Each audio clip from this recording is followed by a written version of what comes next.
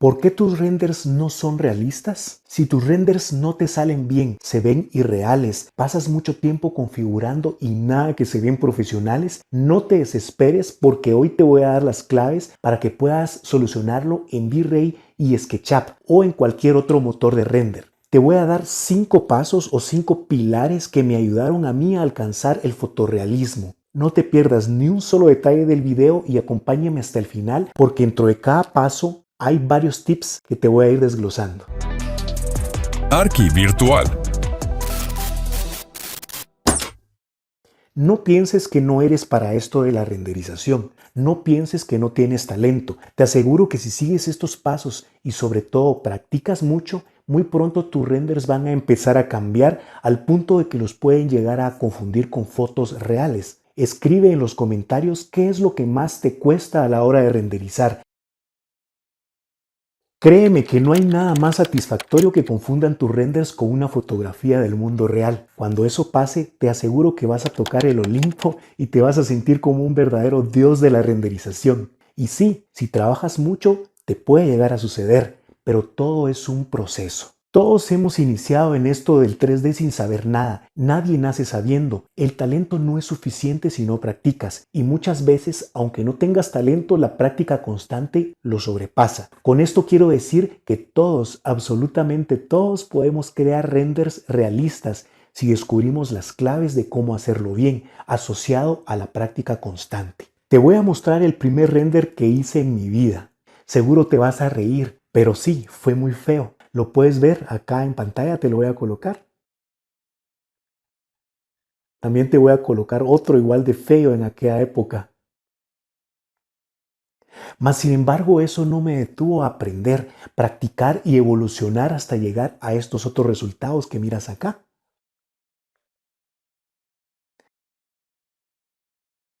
Entonces, ¿cuáles son las claves o los pasos que debes seguir? Pon mucha atención.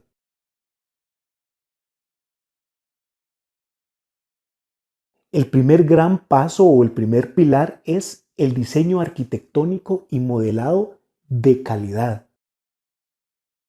Con respecto al diseño arquitectónico no voy a hablar mucho, pero este debería de cumplir con todas las características para un buen diseño, funcional y estético. Si tienes un buen diseño empezamos bien y esto va a ayudar a que desde allí llame la atención y se vea interesante.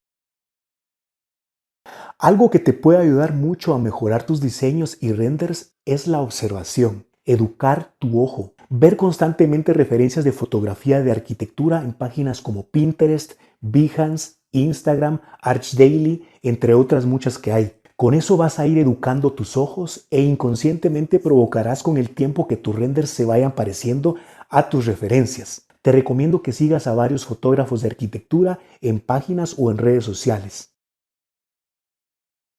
En el mundo real, todas las aristas o esquinas de las paredes o muros, también las esquinas de los muebles o de los objetos o cosas, nunca son perfectamente afiladas todas las esquinas.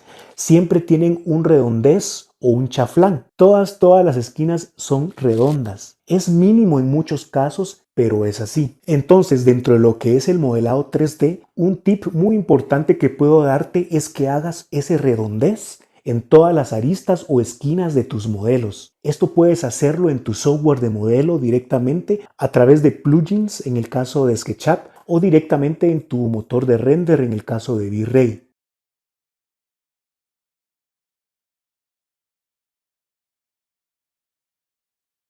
Un detalle muy interesante que te puede ayudar es que separes las uniones de las esquinas de los marcos de las puertas y las ventanas. Si consigues modelos de buena calidad no habrá problema, porque estos ya están modelados con esa separación y con mucho detalle. Pero si tú mismo modelas tus puertas y ventanas, realiza esta separación o por lo menos dibuja una línea entre las uniones de las esquinas.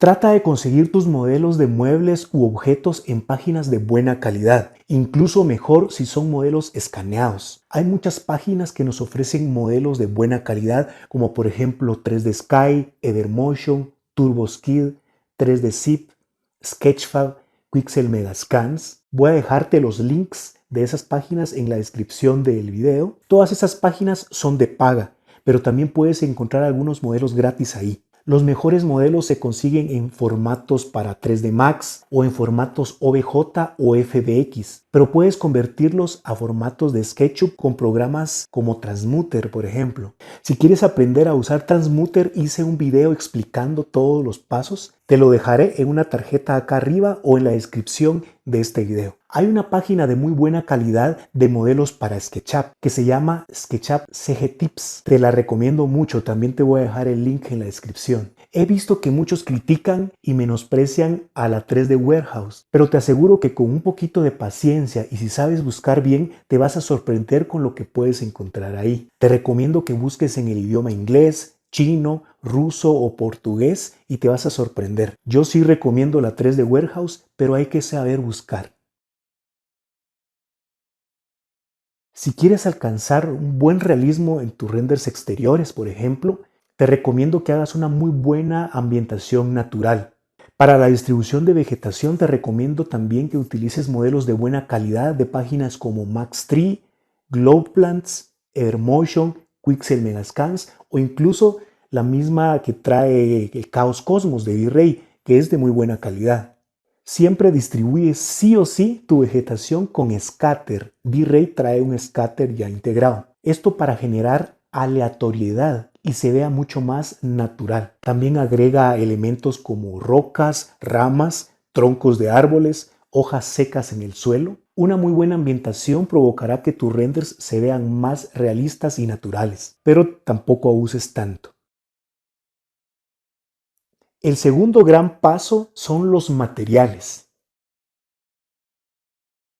Busca texturas preferiblemente en 4K, que tengan un tiling grande para que no se vean muy repetitivos los elementos. También que contengan todos los mapas para poder hacer un material PBR. Para crear un material PBR o material físicamente correcto es necesario obtener varias texturas que al cargarlas en tu motor de render conformen a este material PBR. Estas texturas son Diffuse, Reflection, Glossness y Normal Map. Algunas veces también los mapas de desplazamiento. Estas texturas serán suficientes para crear un material PBR normal. De ahí para arriba puedes con el tiempo aprender a crear materiales más complejos. Algunas páginas más destacadas en donde puedes encontrar texturas de alta calidad son Quixel Megascans, Textures.com, SketchUp Textures Club, Polygon, Polyhaven, entre otras. La mayoría de estas páginas también son de paga, pero puedes encontrar texturas gratis ahí. No utilices texturas que descargues directamente de Google o Pinterest, porque no son texturas para materiales PBR. Las texturas para materiales PBR son texturas fotoescaneadas y eso es completamente diferente.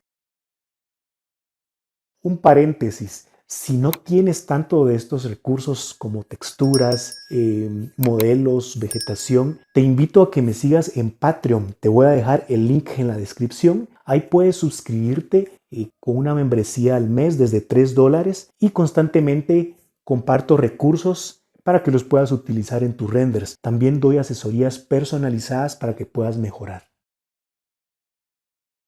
El correcto mapeo o aplicación del material en los modelos es muy importante. La escala tiene que ser la correcta, no exagerar, preferiblemente ajustar a las medidas que sugiere la página en donde descargaste o donde conseguiste las texturas. La mayoría de texturas o mapas es de 2 metros por 2 metros, pero eso depende mucho del tipo de material que sea y la página en donde la descargaste. Si vas a mapear en SketchUp modelos redondos, curvados o irregulares, tienes que apoyarte de algún plugin del propio motor de render V-Ray para mapear las texturas en superficies curvas, ya que de manera manual estas texturas se deforman. Otro tip es que si por ejemplo estás mapeando un material de madera, asegúrate de que las vetas de la madera siempre estén mapeadas en el sentido más largo del modelo.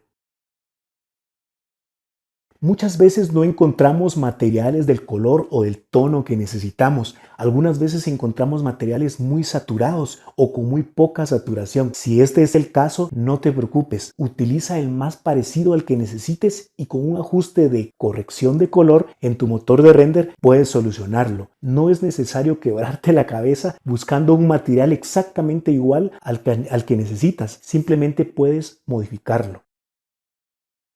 Si tus paredes o muros son blancos, nunca dejes este material en blanco absoluto o sin aplicar ninguna textura. Aplica siempre un material de estuco o yeso o también alguna textura que tenga rugosidad mínima.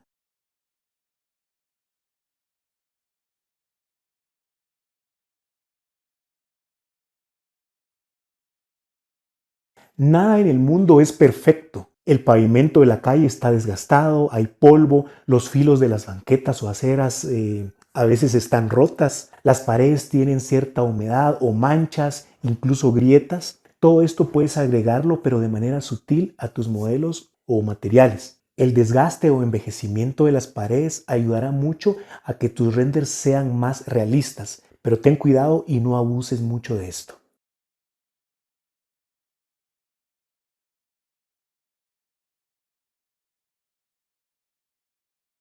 Es muy importante que desde el inicio seas ordenado con las bibliotecas de materiales y modelos que vayas almacenando. Tenerlas bien clasificadas por tipos de material o tipos de modelos específicos hará que tu flujo de trabajo sea más rápido. Te recomiendo también que utilices discos de datos específicos para guardar todos tus recursos. El tercer gran paso es la iluminación. Si eres un principiante para renders exteriores, te recomiendo que utilices solo iluminación diurna. Utiliza solo HDRI o solo la luz del sol. Si aún no manejas muy bien las luces artificiales, evita usarlas. Con el tiempo vas a ir aprendiendo a configurarlas. La posición del sol, ya sea a través de un HDRI o el sol de tu motor de render, debe ser estratégica. Para poder tener una iluminación interesante, te recomiendo que si te es posible coloques el sol en cualquiera de los costados o lados laterales de tu modelo con respecto a la cámara. Esto para intentar de que una cara del modelo tenga más iluminación que la otra, para resaltar más la tridimensionalidad, luz en un lado y sombras en el otro lado. Si vas a iluminar con el sol de V-Ray, asegúrate de configurarlo de manera que las sombras no sean tan marcadas o muy agudas o muy duras. Para eso, súbele el tamaño al sol con la configuración de Size Multiplier. Te aconsejo que lo pongas en un 5 o en un 8. Utiliza siempre una jerarquía de luces para renders interiores. Tiene siempre que haber una luz principal o una luz primaria, la cual es la más intensa y tiene el protagonismo en la escena. Esta genera sombras principales dando una dirección clara. También tiene que haber una luz secundaria que te ayudará a esculpir y resaltar algunos detalles importantes. Esta luz secundaria también ilumina tenuemente las áreas de las sombras más oscuras provocadas por la luz principal. Por último, las luces terciarias o luces de relleno o acento son para iluminar las áreas que permanecen en sombras totalmente, como pueden ser los fondos o lugares más lejanos.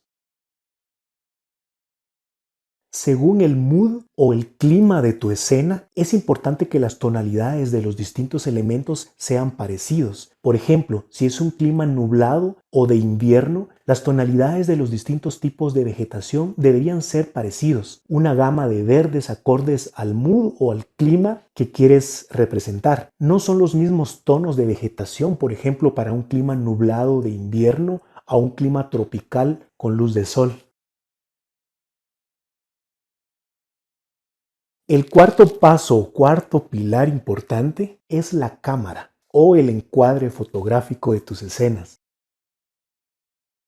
El encuadre fotográfico es uno de los puntos clave y más importantes para un render fotorrealista. Por algo se le llama fotorrealista. Viene de foto, fotografía. Tiene que ver con una cámara. Si tienes la posibilidad de estudiar fotografía de arquitectura, te lo recomiendo mucho, ya que un render es literalmente hacer o tomar una fotografía. Es lo mismo. Lo primero sería la posición y altura de la cámara. Esta debería de estar a una altura del ojo humano, ya que un 99% de las cosas las vemos con los pies en la tierra. A partir de aquí, de los pies en la tierra, se toman todas las fotografías, salvo que utilicemos un dron para una toma aérea, pero eso es poco común. En fotografía de arquitectura y renderización, la altura ideal para una buena posición de la cámara es un promedio de unos 60 metros. Las reglas de composición son principios básicos que ayudan a crear imágenes visualmente atractivas y bien equilibradas. Las más comunes es la regla de los tercios. Esta divide la imagen en una cuadrícula de 3x3, 2 líneas horizontales y 2 verticales. Coloca los elementos principales en las intersecciones a lo largo de estas líneas para crear un equilibrio visual. También existen otras reglas de composición como la proporción áurea, la simetría, entre otras. El campo visual o distancia focal se aplica para simular cómo una cámara real captura una escena, influyendo en la perspectiva y el enfoque. A mayor longitud focal equivale a menor ángulo de visión y mayor acercamiento en la escena, es decir, los objetos se van a ver más cerca. Y a una menor longitud focal corresponde a un mayor ángulo de visión. Los objetos se verán más lejos y la perspectiva se va a deformar. La visión del ojo humano tiene un campo visual de 45 a 80 grados, lo que es equivalente a una distancia focal de 22 y 50 milímetros. Por lo tanto, no deberíamos de salirnos de esos parámetros si queremos un render fotorrealista. La exposición de la cámara simula el comportamiento de una cámara real al capturar luz en la escena. Controla qué tan brillante u oscura será la imagen final, afectando la iluminación, los detalles y el realismo del render. Se debe balancear muy bien. Prácticamente dicta la iluminación que vamos a obtener. Va a depender mucho de las referencias que estás utilizando y el mood o clima de la imagen. La corrección de las fugas verticales en fotografía es el proceso de ajustar las líneas verticales de una imagen que aparecen inclinadas o convergentes, especialmente en fotografías arquitectónicas o de edificios. Esto ocurre debido a la perspectiva forzada cuando la cámara no está completamente perpendicular al suelo y se inclina hacia arriba o hacia abajo para capturar la escena. Cuando la cámara apunta hacia arriba o hacia abajo, las líneas paralelas de los edificios parecen converger hacia un punto, dando la sensación de que los edificios están inclinados o cayéndose hacia atrás. Por lo tanto, las imágenes con líneas verticales rectas suelen parecer más naturales y agradables. Son esenciales para reflejar con precisión la forma y la proporción de las estructuras. Las fugas no corregidas pueden hacer que los renders parezcan menos profesionales. Elige un mood o un clima para tu imagen. Esto le va a dar más identidad. Los moods más característicos son día de sol, nublado, hora azul y hora dorada. Por último, el quinto gran paso o el quinto gran pilar es la postproducción. La postproducción es el otro elemento importante que hará que tus renders sean fotorrealistas. Puedes hacerla en un software externo como Photoshop o Lightroom o dentro del mismo motor de render. Cada vez los motores de render están incluyendo mejoras en los procesos de postproducción dentro del mismo motor. Y para serte muy honesto, yo prefiero hacer la postproducción así, dentro del mismo motor de render. Esto me ahorra tiempo y los resultados son prácticamente iguales a usar un software externo. Es importante que balancees el rango dinámico en tu motor de render para no sobreexponer las partes más claras y tampoco intensificar las zonas más oscuras. Esto lo puedes configurar en el V-Ray Frame Buffer con un Layer Exposure en el caso de V-Ray. Un LUT es una herramienta que se utiliza en fotografía, cine, diseño y renderizado para aplicar ajustes predefinidos de color, contraste y también de iluminación a una imagen o a un video. Básicamente un LUT es un archivo que contiene un conjunto de transformaciones matemáticas que modifican los colores de una imagen de entrada para producir un resultado deseado. Te aconsejo que utilices uno para predefinir y hacer más práctica tu postproducción. No abuses de la saturación de tus imágenes en postproducción. Las imágenes muy saturadas se vuelven muy falsas e irreales. Trata de evitar saturar tus imágenes con objetos o elementos innecesarios en primer plano, como por ejemplo muchos vehículos o principalmente personas. Nunca pongas personas en primer plano y mucho menos viendo hacia la cámara. Si quieres ponerlas, que sea lejos y siempre dándole la espalda a la cámara. No renderices en 4K a menos que vayas a imprimir tus renders o los vayas a subir a plataformas en donde se pueda apreciar exactamente el tamaño de la imagen. Si lo vas a utilizar para redes sociales, lo ideal es que renderices en 2K y eso te ahorrará mucho tiempo de renderizado. Siempre pregunta o revisa para qué medio o qué plataforma se necesitan los renders que vas a hacer. Otro tip es que no le pongas un porcentaje de ruido muy bajo a tus renders. Con un 0.04, que quiere decir un 4%, en el noise limit es más que suficiente, incluso un 8%. Si te das cuenta, el 4% es el que viene por defecto en V-Ray.